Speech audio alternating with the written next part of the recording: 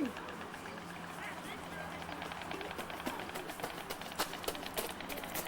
zo. Ja. Dat is papa. Doen we daar het plantje? Oh.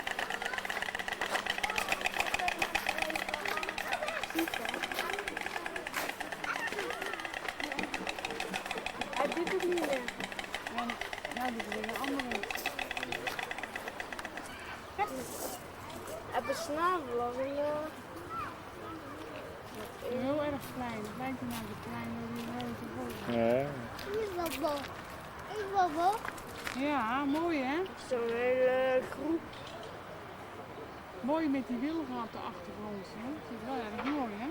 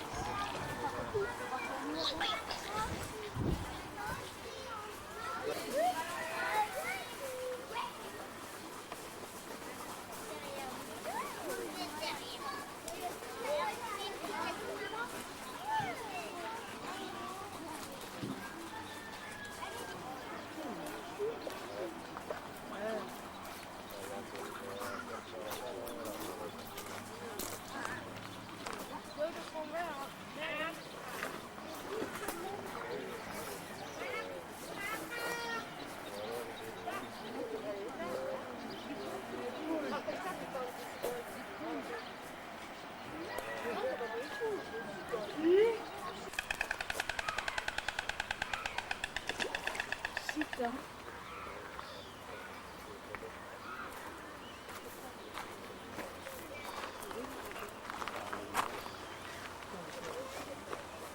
En pompen? Dit is mooi. Zo.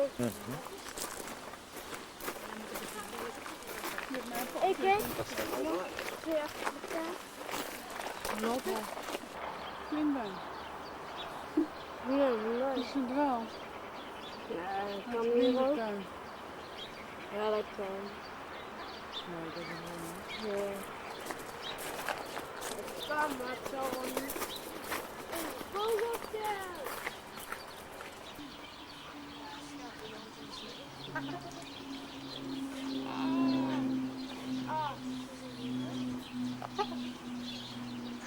Zie je een schildpad, Danny? Schildpad.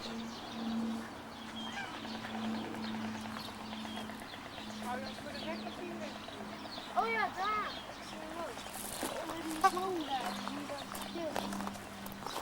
Zie je dat? Ik zie hem daar.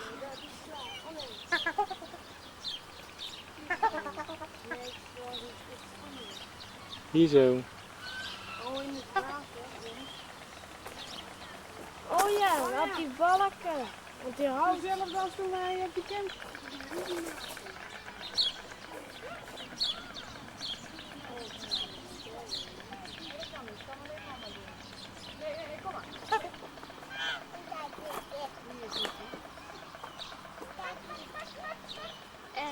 water is het.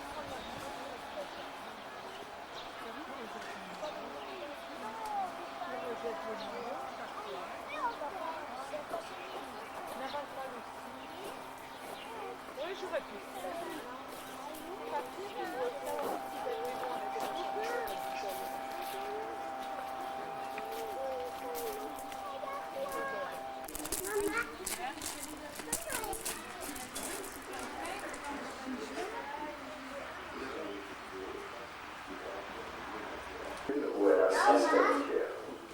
La loutre étant surtout nocturne, elle y passera une grande partie d'un bureau. Il est surmonté d'une tour qui permet de surveiller les loutres sans les déranger. La réalisation de ce centre a été faite avec des fonds privés. Il a coûté plus de 2 millions de francs. Il ne reçoit aucun aide financier de l'État ou des municipalités. Si vous avez d'autres questions à poser, le personnel est à votre disposition pour y répondre. Nous avons réalisé une cassette du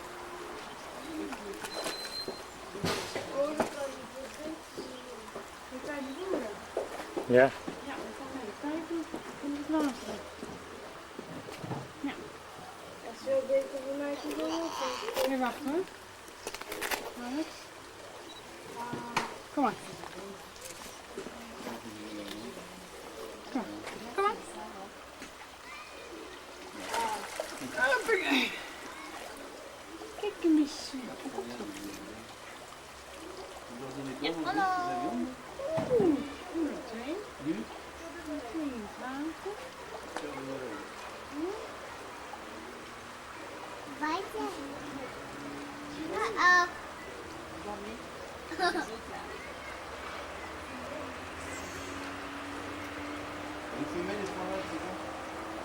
Het is een beetje lui, hè?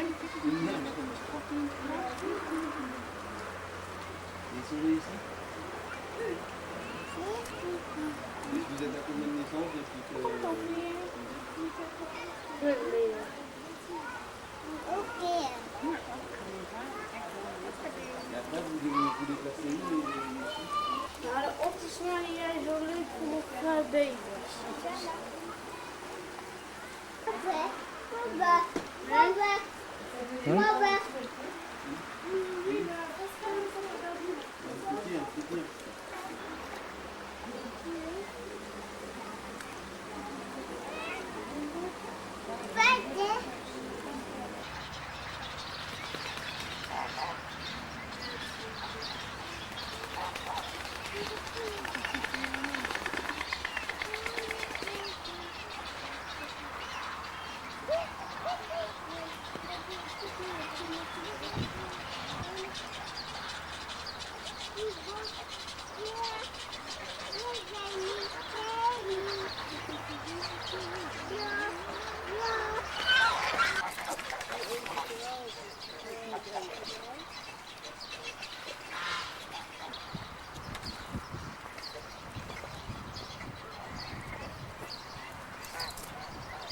Zullen we maar kijken?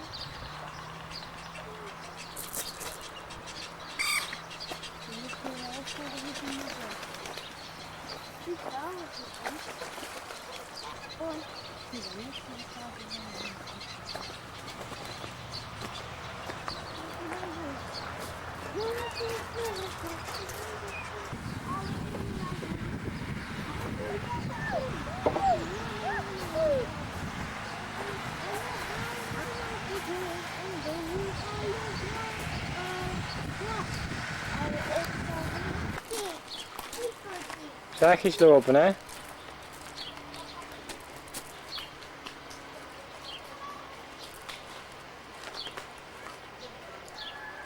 Zo'n keer maken. Oh, zit er ook een op het dak?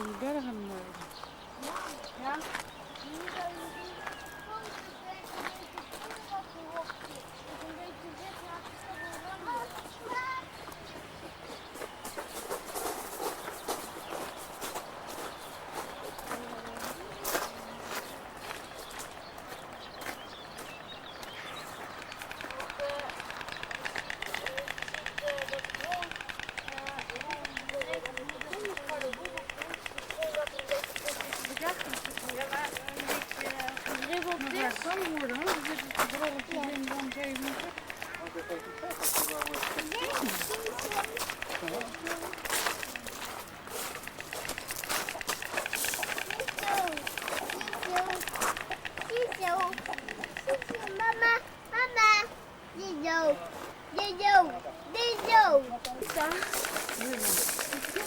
I can fly, I can fly. Nee, toch nog niet.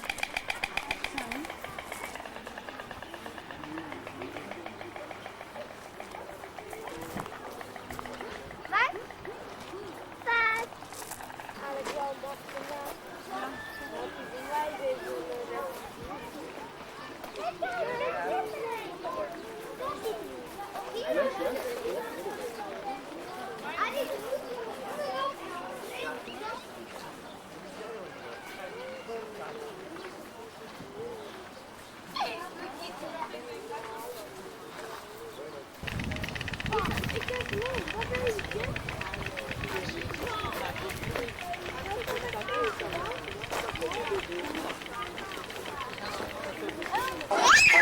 L'attrape en général tout de suite, l'avale rapidement, le deuxième, il n'y a pas de problème. Il a fini son repas, quand il est en surface, il flotte moins bien qu'au départ, ses plumes se sont complètement mouillées. Ben, il va rentrer gentiment à son emplacement et sécher les plumes. Et une silhouette d'ailleurs qu'on peut voir pour les personnes qui vont en mer. Le racine aquatique est là. Alors la loutre est carnivore. Le néocastor ou ragondelle a été introduit en France. Il n'existait pas, il vient d'Amérique du Sud. C'est dans les années 1900-1930 que les propriétaires d'élevage, voyant que la fourrure se vendait mal, les ont lâchés dans la nature. Et c'est devenu une catastrophe. Là, ils sont encore relativement jeunes puisqu'ils ont 2 ans. Et ils sont adultes seulement à 3 ans. Mais à 3 ans, ils vont peser entre 8 et 12 kilos. Et ça fait de tels dégâts dans les berges de rivière, les ligues des étangs, les champs de maïs, que dans certaines régions de France, il y en a tellement l'objet des piégés. Et comme généralement les pièges a des pièges qui ne font pas la différence entre une loutre et un néocastor, ça, mais ceux qui ont été relâchés dans la nature sont devenus sauvages, marrons. Mais dans les élevages, on s'en nage très très bien puisque ça passe sa vie dans l'eau. En plus, ça a les pattes palmées, en tout cas les pattes arrière. Les pattes avant ne sont pas palmées, mais ils servent exactement comme des mains pour tenir ses aliments. D'ailleurs, sous l'eau, c'est par ondulation du corps qu'elle se déplace, la loutre, en cédant des pattes qui sont largement palmées. Sa longue queue lui sert surtout de gouvernail. Elle n'est pas rapide, mais elle est silencieuse. Elle chasse exactement comme ferait un chat avec une souris. Arrivant silencieusement derrière le poisson l'entend pas arriver, voit pas arriver la loutre, elle arrive dans l'angle mort du poisson, va finir par s'arrêter, elle l'attrape. Si vous faites pas de bruit, elle reste là pour le manger. Un coup de dent, elle tue son poisson. Elle a des dents de chat, mais une puissance de mâchoire qui est supérieure à celui d'un chien. Quand elle mâche ses poissons, on voit très bien les muscles de son front qui bougent. La partie supérieure de sa mâchoire est mobile, donc musclée. C'est une double pince accumulée entre 2 couches de poils. Une couche de poils imperméable qui la protège du froid et de l'eau, et une couche de poils non imperméable qui lui donne une densité plus lourde, ce qui lui permet d'ailleurs d'aller de plus en plus vite sous l'eau. Mais surtout de rester immobile au fond de l'eau, elle est capable de rester 4 à 5 minutes immobile au fond de l'eau, à surveiller un poisson qui serait caché dans un tronc. Par contre, quand elle nage, c'est très rare qu'elle reste plus d'1 minute sous l'eau. Et en moustache, qu'il aide énormément à pêcher, ces moustaches lui permettent de percevoir les vibrations que font les poissons. Ça l'aide énormément à pêcher, elle voit vraiment mal dans l'eau, elle ne voit pas 1,50 m de son nez sous l'eau, même en eau claire comme ici. En plus, comme elle est venue nocturne avant d'être pourchassée, ces moustaches vont l'aider à pêcher la nuit. Elle a aussi un terrier qui a une particularité, la loutre européenne, une entrée sous l'eau, donc c'est toujours discrètement qu'elle sortira pour aller à la pêche ou revenir de la pêche. Sortant la nuit, sous l'eau étant rare, on a bien sûr rarement l'occasion de les voir. Animal maintenant heureusement protégé en France, elle est même sur la liste rouge des animaux à protéger. Malgré ça, elle est encore détruite par les propriétaires d'étangs, écrasée sur les routes, piégée à la place des myocastors, ce qui fait qu'en France, il reste peu de départements dans lesquels il reste encore des loutres, alors qu'avant, il y en avait à peu près partout. Dans la nature, elle serait incapable d'attraper une truite en pleine eau, c'est trop rapide pour elle. En plus, la truite, elle a vite fait de disparaître de sa vue ou se cacher dans un trou. D'ailleurs, comme là, la truite a disparu de sa vue. Elle est lors du parc de la repérer. Elle va se nourrir surtout de poissons malades ou blessés, de poissons peu rapides. Mais si elle mange des poissons malades, en général, ils sont malades par des produits chimiques ou des pesticides. Et elle accumule ces pesticides dans son corps, elle devient stérile ou elle en meurt. C'est encore une des raisons de la disparition de la loutre en France, la pollution des rivières. Sur le dos, la loutre de mer utilise même un caillou qu'elle met à plat sur son ventre pour casser les coquillages ou les oursins qu'elle pêche. Alors que le poisson, on a encore perdu de vue. Voilà.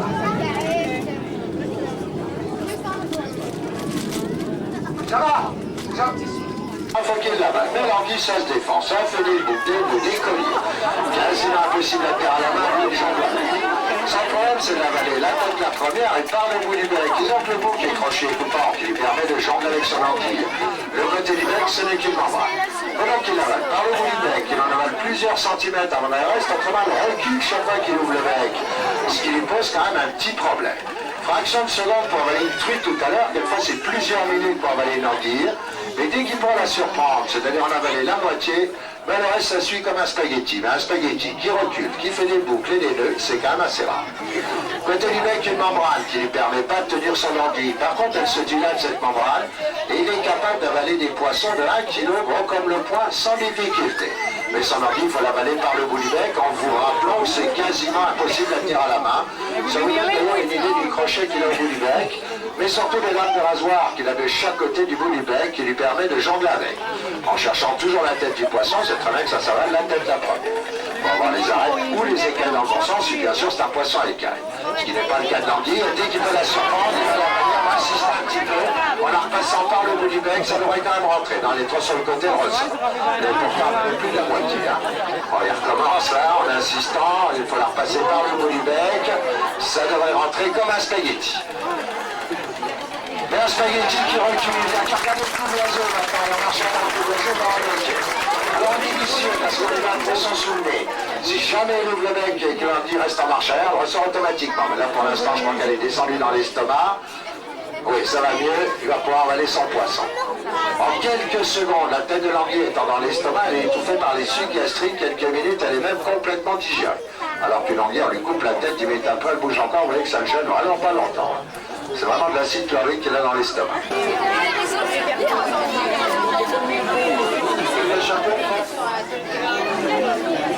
Et s'ils sont lourdés sur la terre, les manchots dans l'eau c'est autre chose, ils volent exactement comme vole un oiseau dans l'air. Ce ne servent pas des pattes comme le cormorant pour se propulser, leurs pattes leur servent uniquement de gouvernail. Étant dépourvus de queue, presque tout oiseau pour voler a besoin d'un gouvernail. Eux, vitesse, ils arrivent à faire des bonds de plus de 2 mètres de long sans problème.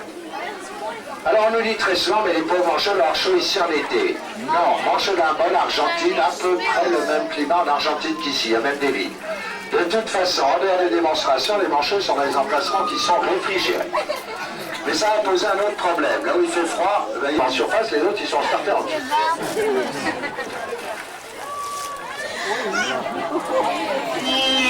On a des accélérations fantastiques. Un endroit, retournement, mais là j'ai terminé. Dès qu'un plein ressort, certains s'y prennent de l'élan, ressortent à plat ventre, comme ça. Donc il faut qu'ils trouvent la marche. Et on voit des mécaniques en tortillant les croupions de marche encore plus humaine de même que de face.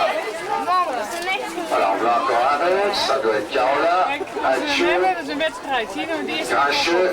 Commencez à faire une grande boule dans le bassin, histoire de jeter un petit boulet, voir si vous n'avez pas un poisson délié par les manchots. Et après, très gentiment, si vous restez assis, si vous ne déplacez pas dessus son soigneur au ralenti. S'arrêtant dès que le soigneur s'arrête, en plus si elle peut repérer un appareil de photo, une caméra, c'est automatique, elle s'écrase le nez sur les carreaux, histoire de se faire tirer le portrait. Et si elle ne s'arrête pas chaque carreau, elle passe tout près, et si elle fait le tour à la fin, c'est pour aller regarder du côté du vivier. Elle sait très bien où ça se passe, elle aussi. On les mettra d'ailleurs plusieurs fois des poissons, elle cherche toujours à les attraper la tête la première, puisqu'elle les avale comme le cormorant ou comme les manchots d'un seul morceau. La vache, ils sont un tabouret, un ballon sur le nez. Soit c'est rapide, 2 coups de patte, elle traverse les 18 mètres du bassin. Baline aussi, elle vise la tête des poissons facilement. Et en glissant dans l'eau, sans faire aucun effort, elle va venir attendre les poissons suivants. Capable d'accélération fantastique, mais heureusement aussi d'arrêt immédiat. Quelquefois, elle arrive face à un carreau à pleine vitesse. Si elle ne s'arrêtait pas immédiatement, elle passe à travers. Il vaut mieux qu'elle s'arrête. Et attention, si elle fait de la surface, il y a forcément une vague derrière elle. Elle a la bouche qui est en retrait sous son nez. Si le poisson est en surface, elle est obligée de se... Très rapide, très souple, c'est du caoutchouc capable de virevolter dans tous les sens avec des possibilités de long planer, mais aussi heureusement d'arrêt immédiat par un looping, retournement, virage, angle long. Et autant c'est disgracieux avec ils sont à tabouret, souvent c'est quand même une image qu'on a rarement l'occasion de voir du notin. Alors elle aussi, elle a des grandes moustaches qui lui permettent de percevoir les vibrations pour les poissons, mais ça aide surtout à pêcher la nuit. Elle voit quand même relativement mieux que la loutre sous l'eau. La loutre ne voyait pas 1,50 m de son nez, l'otarie elle est capable de voir des poissons à l'opposé du bassin sans trop de difficulté. Attention la vague derrière. Donc cette moustache, elle aide surtout à repérer les vibrations pour les grands poissons la nuit.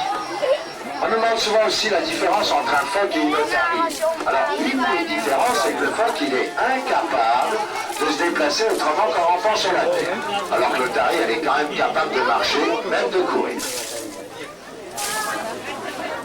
Otarie de Pyronien, qu'on appelle également lion de mer. Bah, tout simplement parce que le mâle a une crinière comme un lion.